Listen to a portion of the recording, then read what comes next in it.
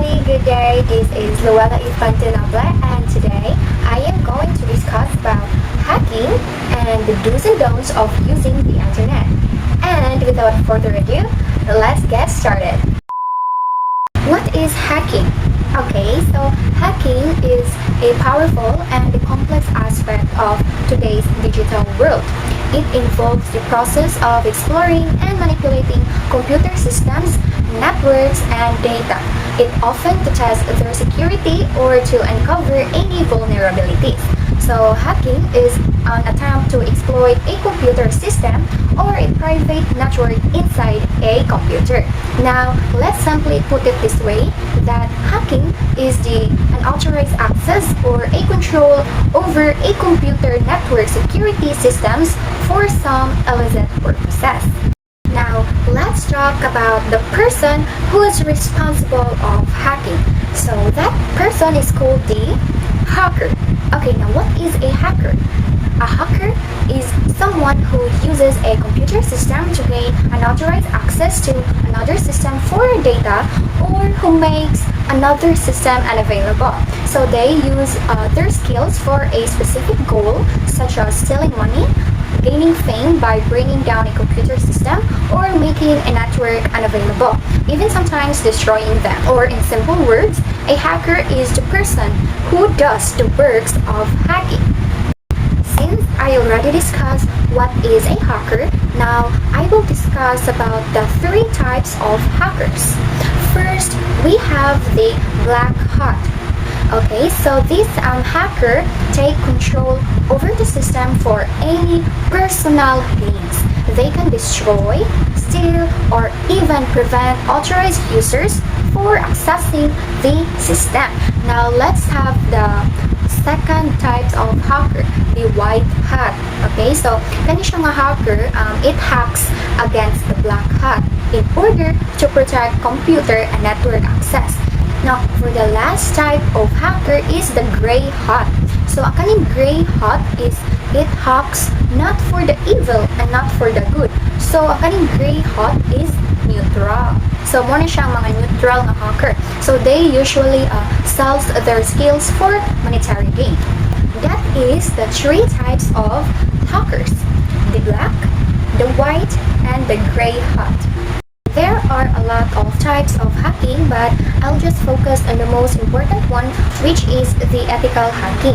So, ethical hacking and ethical hackers are terms used to describe hacking performed by a company or any individual to help identify potential threats on a computer or to their network. So, an ethical hacker attempts to bypass system security and search for any weak points that could be exploited by any malicious hacker. So, ethical hackers is also known as white hat hackers because they operate with permission, identify weaknesses through simulated attacks, and they report their findings to the organization so it can strengthen its defenses. So this process helps protect data, prevent breaches, and improve overall security. So now, what is the purpose of being an ethical hacking or being an ethical hacker? So its purpose is to improve the security of the network or systems by fixing the vulnerabilities found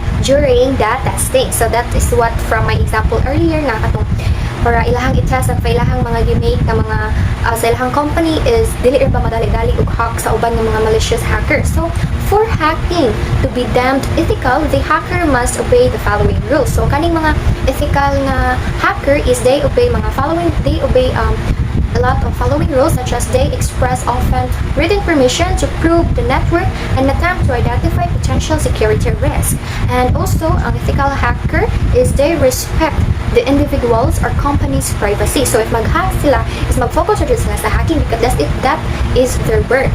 And you close out your work, not leaving any open for you or someone else to exploit at a later time. So, ang kaning mga ethical hacker is kanang limpyo sila muligo, kanang wala sila ibilin na trace sa ilahang pinuhatan para ang mga malicious na hackers dili sila makasense nga ang ethical hacker is na naday ginabuhat first sa ilaha. So, lastly is you let the software developer or hardware manufacturer know of any security vulnerabilities you locate in their software or any hardware, if not already known by the company. company. So after atong na siya mga gipang suway-suway sa nag-hire niya nga company, ang iyahang buhaton is ang iyahang ipang report ang iyahang mga nakita nga pwede ma-hack sa mga malicious hacker.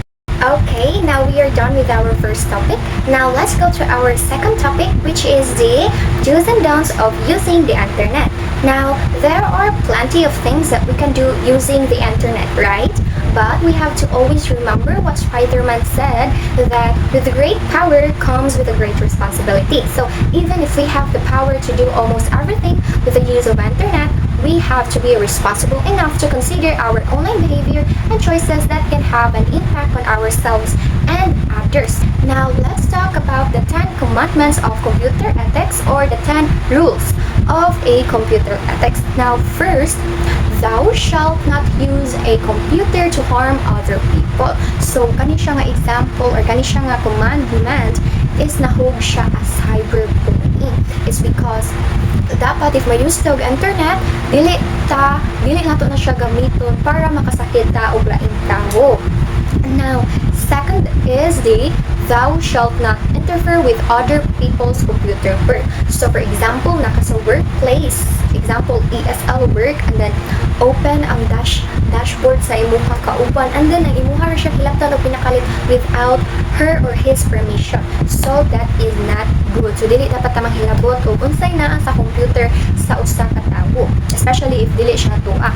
Now, third one is thou shalt not snoop around in other people's computer files. Now, for the fourth one is thou shalt not use a computer to steal. Yes, very good. So, for example, use ka computer para lang maka-steal ka og money or steal ka og identity. So, you should not do that. Fifth, thou shalt not use a computer to bear false witness. Now, next is thou shalt not copy or use proprietary software for which you have not paid. So, of course, if dapat na kay gamiton nga proprietary software, dapat ikaw mismo ang nagbayad. Dili kay nahilabot ka sa dili imuha. Now, for the seventh one is thou shalt not use other people's computer resources without authorization or any proper compensation. Now, for the eighth commandments is thou shalt not appropriate other people's intellectual output.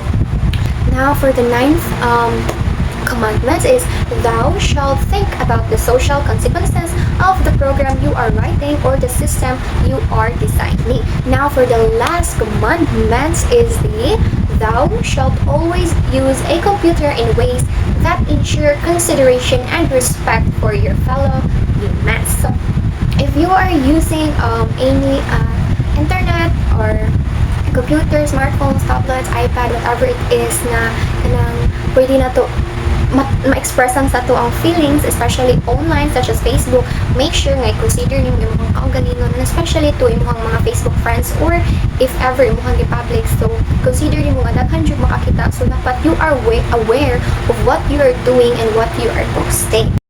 In conclusion, hacking serves as a reminder of the immense power and responsibility that come with the digital knowledge. When used ethically, hacking becomes a tool for innovation, protection, and learning, where helping the society build safer and more secure systems, while the internet can be a valuable and enjoyable resource when used wisely. Now, practicing the do's and don'ts, such as protecting personal information, respecting others, and avoiding harmful or illegal activities, ensures that we use the online world safely as responsibly. As the saying goes, the internet is a reflection of how we use it. So use it wisely and it becomes a tool for growth and connection.